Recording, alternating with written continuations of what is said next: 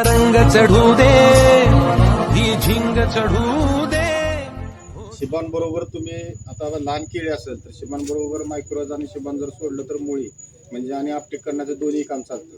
मोठी केळी असेल त्यालाही सोडणं शिबान चांगलं आहे. तुमची मुळी ऍक्टिव्ह लवकर होती. साधारण ते 8 ते 10 दिवसात शिबानमुळे मुळी ऍक्टिव्ह होऊन आपल्या जमिनीत जे पडलेलं आहे मटेरियल ते उचलण्याचं मेजर काम करते आणि जमिनीचे गर्भ कार्बनचं प्रमाण वाढवल्यामुळं आपल्या आपटेक करायला भरपूर त्याची मदत होते. त्या शिबॉन हा त्यांच्यातलं मेजर प्रोडक्ट चांगला आहे.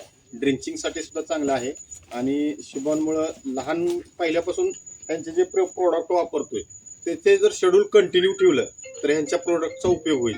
जेणेकरून शिबॉन बरोबर तुम्ही केएसबी पीएचबी सुद्धा वापरू शकता.